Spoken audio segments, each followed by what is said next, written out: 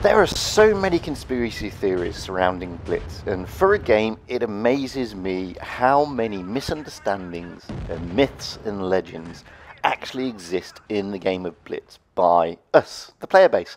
So I thought I'd do a video to explore some of those myths, some of those misunderstandings, and dish out some real facts for a change.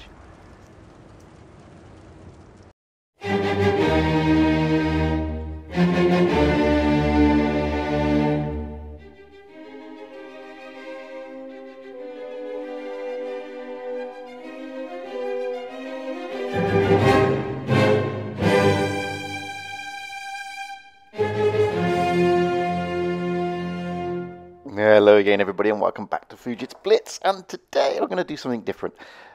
I'm going to play some videos, but they have absolutely nothing to do with what I'm talking about. And what I'm talking about is this: is it broken?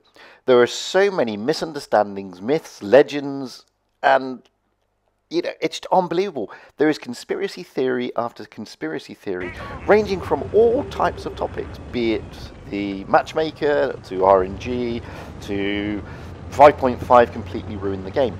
So I've decided that as a community we should explore these, and I'm hoping to prompt a hell of a lot of comments on this. So without further ado, let's have a look at one of the biggest issues that everybody complains about: matchmaking. So myth number one: MM is rigged. Wow.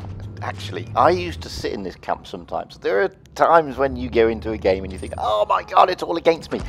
And the theory goes that you get put into queues or whatever whereby the odds are stacked against you. However, whilst nobody really knows the mechanics of MM other than wargaming because it's a trade secret, it is random, and it's probably based most likely on the queue, which is the loading screen you see when you press battle. It tells you how many people are in the queue.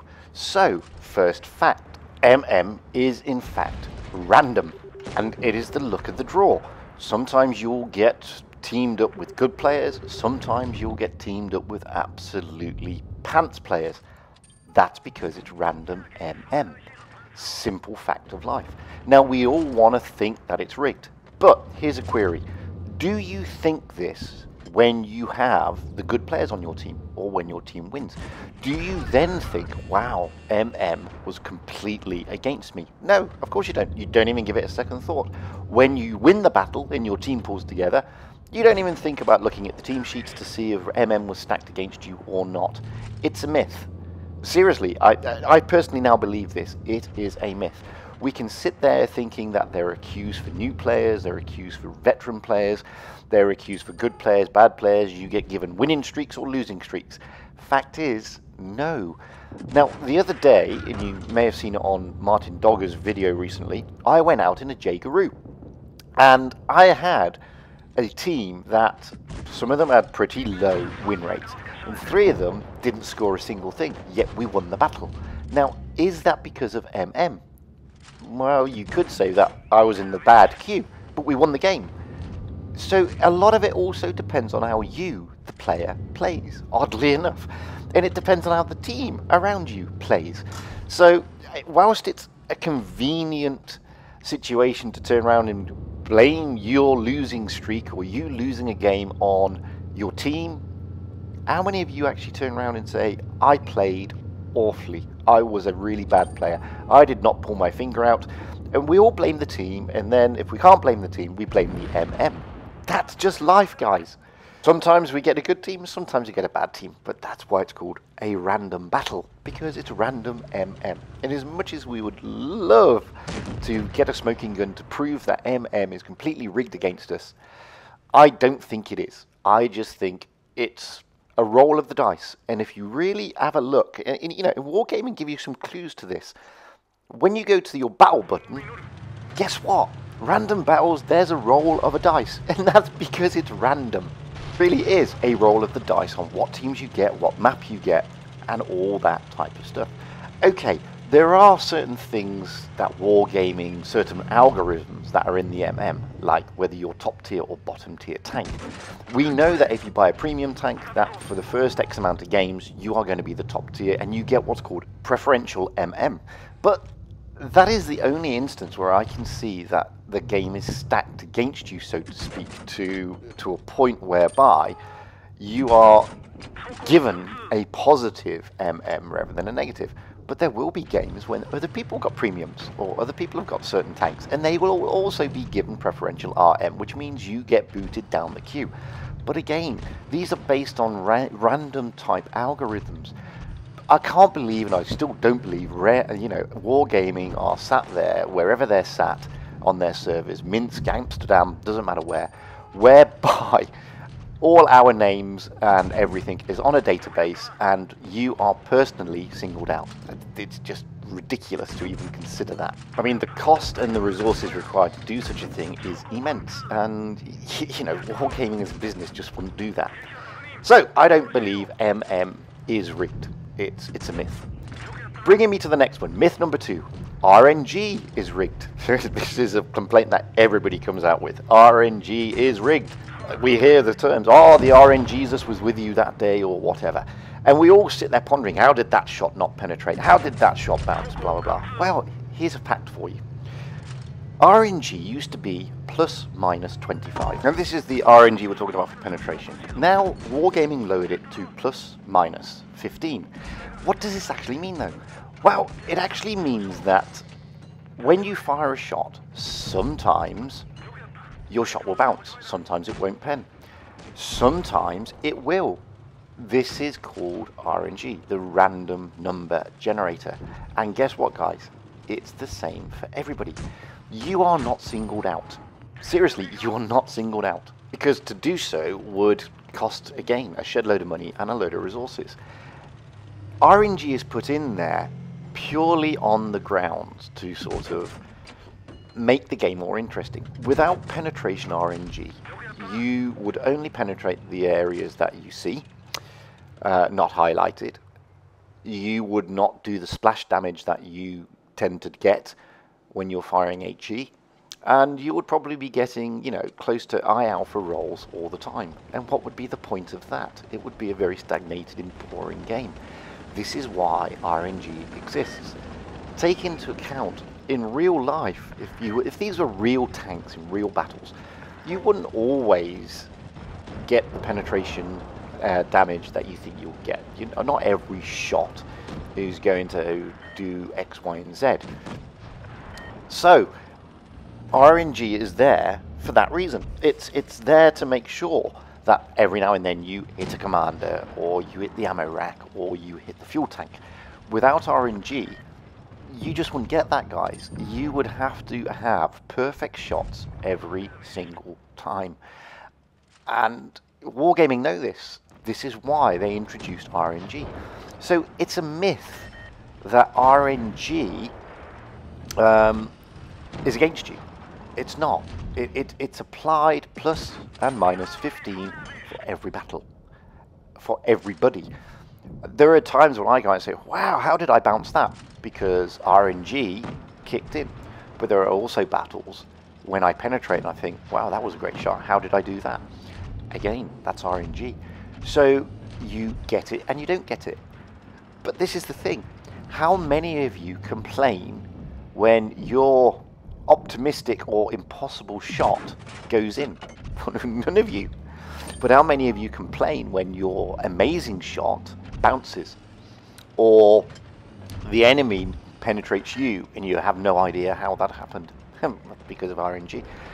So it's this misunderstanding. We feel that the game is stacked against us when it's to our disadvantage. We don't complain when we benefit, and that's just human nature, and you have to understand this. And if you all complained when your shots went in, when they didn't bounce, then I'd understand that, we've got a problem with RNG. If you all started writing tickets to Wargaming saying, I shouldn't have killed that tank because it was an impossible shot, then yeah, I'd buy the argument, but we don't do that, so I'm not going to buy it. I'm going to stick with the fact that RNG is equally applied to everybody, plus and minus 15. Now you could all be saying, ah yes, but Fujit, you're saying this because you obviously work for Wargaming. Actually, no, I don't. And I do not fly the flag for Wargaming. If any of you have been on the EU forums, you will see that I write open letters to Wargaming complaining regularly. I am not in their employ. I do not have a press account. I absolutely benefit zilch from Wargaming. I get nothing from them. So I'm not here as a Wargaming stooge. I'm just here to point out, in my opinion, don't forget, this is my opinion on some of these myths and facts. And I truly believe MM is not rigged, and RNG is not rigged either. That now brings me to the next myth, which, okay, lots of people have differing views on this, and I have one view, and it's again my opinion, and I appreciate it may be controversial. 5.5 was introduced to remove seal clubbing.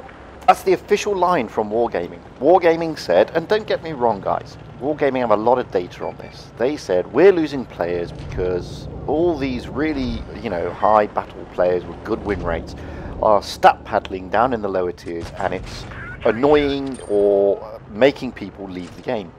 Now, I believe there's some truth in that. However, I do not believe fully that the reason for the 5.5 grand culling was solely to combat seal clubbing. And the reason I don't believe that is for the following reason. One, there is absolutely nothing realistically you can do that will stop seal clubbing. Because I've still come across seasoned seal clubbers. Okay, some of them are discouraged, but they still exist there, guys. There are still seal clubbers in the lower tiers. Number two, if seal clubbing was the real bona fide reason, then Wargaming would not have given us all free tier 2 tanks at Christmas. Simple as that. I mean, all the veteran players got it. What are they going to do with it? Well, did Wargaming think they were going to sell it or play it? Beggars belief. Then when they did the tech tree, they introduced a new tier 2 in the Japanese line. Again, what did Wargaming think? That people were just going to look at it and sell it? Of course not. They were going to go out in it. But that's the way it works. So I don't believe fully that 5.5 was to deal with seal clubbing. I do believe, however, it was intended to retain players. And the way that they were retaining players is, okay, there was a little bit of seal clubbing, people were leaving because of that. More importantly, people were leaving because it was taking too long to get to the interesting tanks. That's why they streamlined the tech tree. That's why they nerfed the tanks. That's why they removed the majority of the modules. Now, you, as a new player, can rush out through the tiers, and you can get to tier 5 in next to no time, realistically. That is fact, in my opinion. Don't forget, Wargaming are a business. And as a business, they are always looking for ways to generate more income, like any other business. The fact of the matter remains is that they came out with this, in my opinion, BS about seal clubbing. All they've done is push seal clubbing to tier 5, realistically. And if you think about it logically, every tier you are in, there will be seal clubbers. I mean, I played a game yesterday in the Death Star, completely random, and on the opposite team was a raid platoon comprising of Messi and SK1. Both of whom are amazing players, and they've got, 72% win rates. We didn't have any 72 win rates on my team. Okay, you can blame the MM, which we've already discussed earlier. But they were always going to seal club us to death. This is a simple fact of life. But this is the point. Every tier will have some type of seal clubbing. It's simple.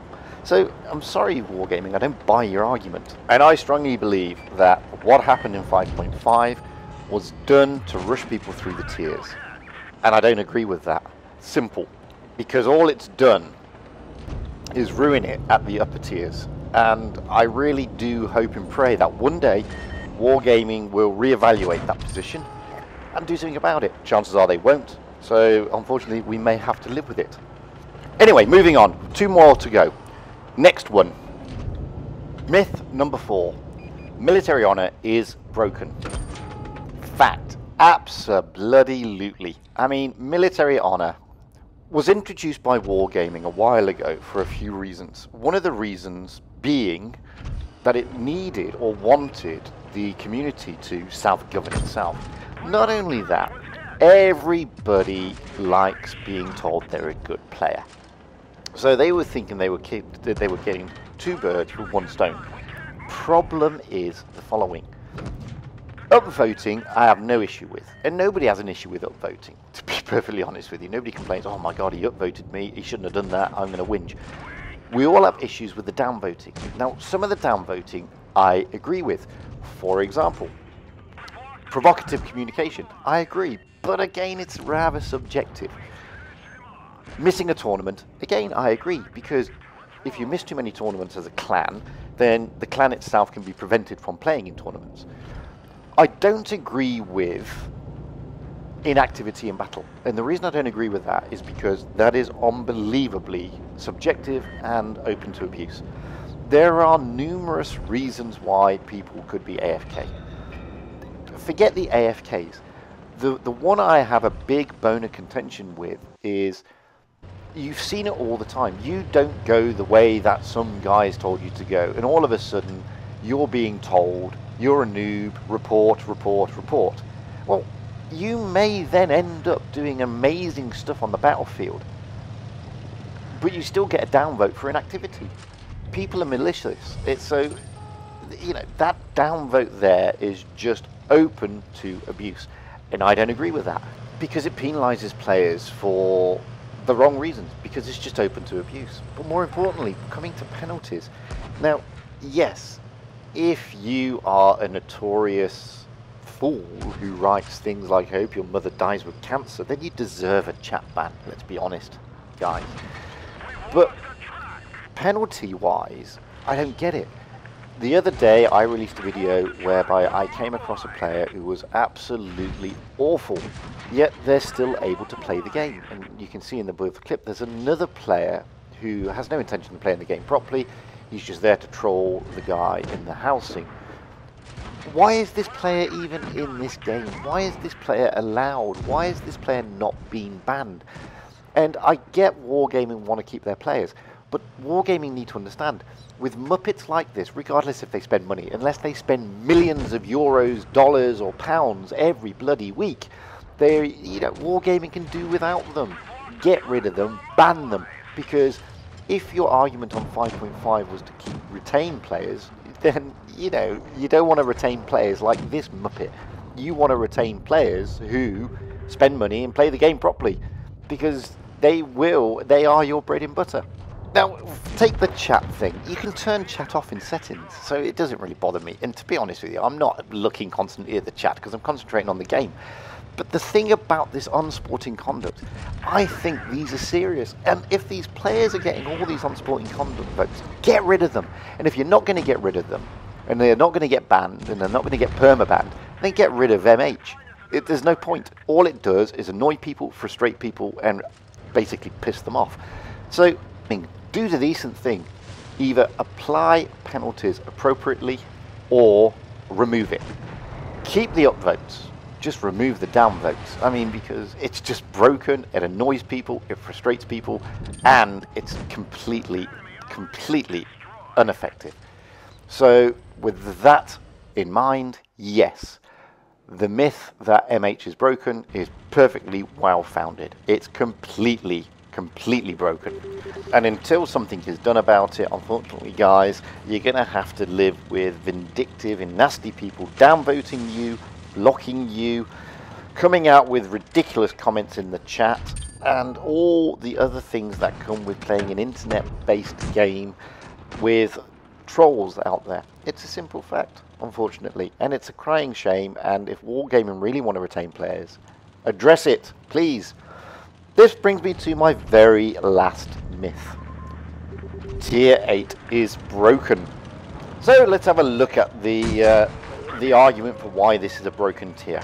Okay, there are 66 tanks in Tier 8, of which 30 are tech tree researchable, which means there are 36 that are premium. Tier 8 is the only tier that has more premium tanks than researchable tech tree tanks. And guess what? Anybody can get a premium tank if you've got the cash, the money, the gold, or whatever. Now, I'm not saying that every single premium tank is always on sale, But at the moment, Wargaming are churning out tank after tank in the store almost daily, to be perfectly frank. That means any new player can buy a premium tank.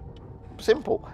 This therefore means that you have got more players who have got less experience, lower win rates, new to the game, in a upper tier, which is tier 8, than any other tier in the game. That to me makes the tier utterly broken, because it's no different to you playing tier 2, for example. Now, we've already seen in 5.5 this big argument about seal clubbing. Well, if that's such a big argument, why do you let these guys then go out and buy tier 8 premium tanks? And don't forget, with a premium tank, regardless of who you are, you could have played 20 games total. You can buy a premium tank, and then you can do ratings battles, and you can go and do tier 8 battles. It's simple as that. So on one argument, the people are saying, oh, you know, you need to go through the tiers to get your experience up, so when you get to the upper tiers, you know all about the tanks. We've removed camo in Supremacy, in HE, at the lower tiers, because new players haven't got a clue. Yeah, with a tier 8, you've got Supremacy, you've got HE, you've got camo, you've got all these consumables. What's the point, Wargaming? Either bullshit us, or don't. And there's an age-old adage, you know, never bullshit a bullshitter. Which is exactly what Wargaming have done here. They've come out with this crap about 5.5 being nerfed and changing this and changing that because new players haven't got a clue. And then give them access to tier 8 where everything's there. It's just bollocks, as they say in my part of the world. Guys, I very rarely play tier 8 because I truly believe it's broken. And I've got quite a few premium tanks in tier 8. Because I need to obviously do videos on them and all that sort of stuff. But I really do believe this is a broken tier. And I believe it's beyond repair. There's no way that Wargaming can bring it back. And if you play in tier 8, good for you. I hope you enjoy it. But you have to realise, with so many premium tanks in that tier, with so many new and inexperienced players in that tier, it's not the same type of gameplay as tier 7 or tier 9. It is not the same. It's simple as that. It is a broken tier. And I really strongly believe that. We also, when we looked at the MM, discussed things like preferential MM. There's 36 premium tanks. Of course there's preferential MM. This is why I think it's a broken tier. I mean, you're going to get new players in there who haven't got a clue. They've got their new shiny tank. They're going to give it a roll and all that sort of stuff. I avoid it as much as possible for those reasons. I think it's broken. I think it's beyond repair. And I think that myth is well founded. Those are my 5 myths that I wanted to look at today. MM. No, it's not rigged. We'd like to think it is. We'd like to find some excuse as to why we sometimes play like a complete and utter muppet. Fact of the matter is, it's not rigged. It really is random MM. RNG is rigged. Well, again, we'd like to find some excuse as to why we play like a complete muppet. RNG is not rigged. It applies equally to everybody, guys. You got this plus minus 15%, simple fact. 5.5 was introduced to stop seal clubbing. That's partially true. It was introduced to retain new players, but it was also introduced to make sure the new players get to those tanks a lot quicker. MH is a joke. Yeah, we all know that. I mean, I think that myth is completely justified, and tier 8 is broken. Of course it is. We know that.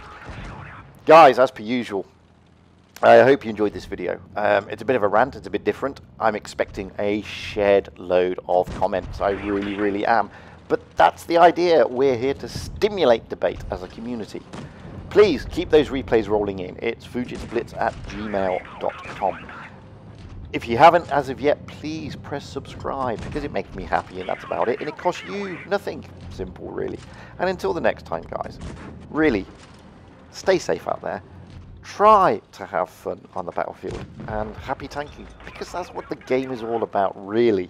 Fun and happiness. And I hope this has gone some way to bring back a little bit of fun and happiness to your World of Tanks Blitz experience.